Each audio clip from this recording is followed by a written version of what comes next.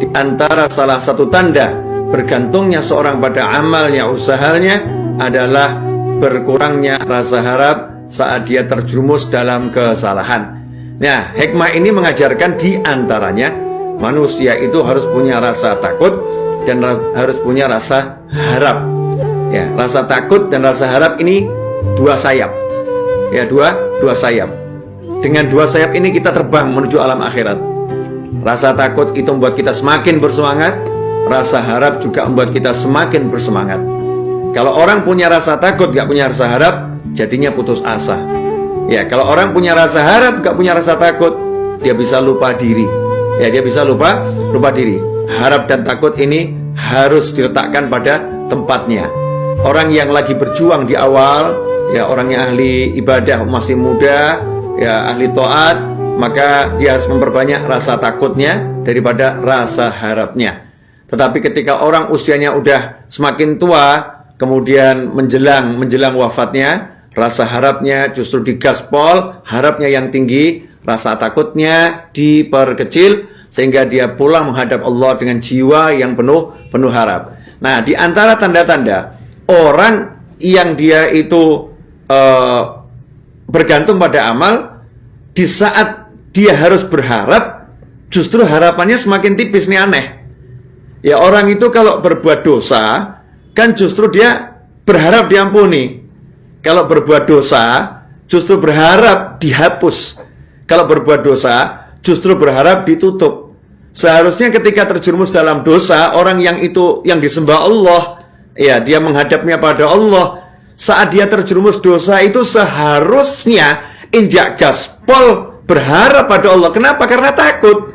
Ya karena takut disiksa, ya takut diazab. Seharusnya berharap dapat ampunan, berharap ditutup aib, berharap diampuni segala dosanya, bahkan berharap catatan dosa-dosanya oleh Allah Ta'ala dirubah menjadi kebaikan dan kebaikan. Nah, seringkali ndak, saat terjerumus dosa justru tidak berharap pada Allahnya, harapannya pupus. Ya, dia ingat akan siksa, akan azab, menjadi kecil, kemudian putus asa. Berarti selama ini dia lupa, dia nggak menghadap Allah Ta'ala, tapi dia sebetulnya lagi menyembah nafsunya sendiri. Ya, menyembah nafsunya sendiri. Kalau dia sembah Allah Ta'ala, dia ibadah pada Allah Ta'ala, saat berbuat salah, saat terjerumus dalam dosa, justru dia muncul semangat, dia menjadi kuat. Aku akan maksimalkan ibadahku lagi. Aku akan kejar ampunan Allah Ta'ala. Karena Rasul telah menyatakan, segera ikuti keburukan. Segera ikuti keburukan dengan kebaikan. Karena sesungguhnya pahala kebaikan akan menghapuskan keburukan-keburukan tersebut. Ikhwani rahimakumullah. Karena itu jangan dengarkan bisikan syaitan atau bisikan manusia model apapun yang membuat Anda putus asa, membuat kita putus asa. Kamu udah banyak dosa, kamu gak pantas hadir majelis, kamu gak mungkin bisa jadi Allah. Oh, gak mungkin kamu bisa jadi kekasih Allah. Terlalu banyak dosa-dosamu. Salah. Ya, kalau kita ini banyak dosa, kita minta ampun, kita tobat, justru dosa-dosa kita akan dirubah jadi pahala oleh Allah Ta'ala. Justru Allah akan angkat kita jadi kekasihnya. Innallaha yuhibbut tawwabina wa yuhibbul mutatahhirin. Sungguh Allah mencintai orang-orang yang tobat dan orang-orang yang membersihkan diri. Nah, mudah-mudahan ya, walaupun ini tidak panjang, ini closing dari episode tentang hikmah pertama, min alamatil i'timadi ala amal nuqsanur raja' inda wujudiz zalal. Di antara tanda bergantungnya seorang pada amal soleh adalah kurangnya harapan saat dia terjerumus dosa. Mudah-mudahan di penutup ini, di closing ini, Anda dan saya semakin paham bahwasanya hidup itu sebetulnya mendekati Allah. Yang kita dekati ini Allah, dan yang kita hadapi adalah Allah. Ya, Allah Maha Kuat, Maha Pemurah. Ya, Allah Maha Penyiksa, tapi Allah Maha Pengampun. Ya, Allah Maha Kaya, tapi Allah Maha Memberi. Kita punya Allah yang seperti itu. Maka jangan pernah berputus asa, jangan pernah menyerah, jangan pernah lemah. Orang yang lemah adalah orang yang mengandalkan dirinya. Tapi saat dia mengandalkan Allahnya, tidak mungkin dia menjadi lemah. Dia akan menjadi kuat sekuat-kuatnya. Karena itu saudaraku yang dimuliakan Allah Subhanahu wa Ta'ala, saat terjerumus dosa, ingatlah ampunan Allah. Saat terjerumus dosa, ingatlah akan luasnya rahmat Allah Ta'ala.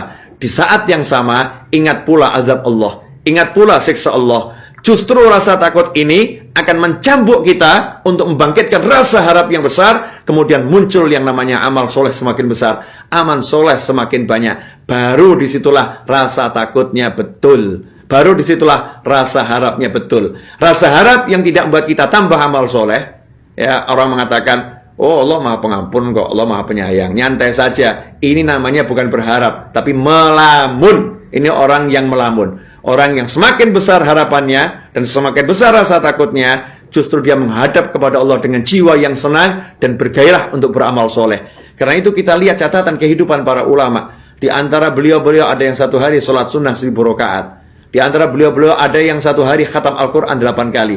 Di antara beliau-beliau ada yang satu hari membaca kalimat La ilaha illallah 120.000 kali. Di antara beliau ada yang satu hari sodakoh 1 miliar, saudaraku yang dimuliakan Allah Ta'ala.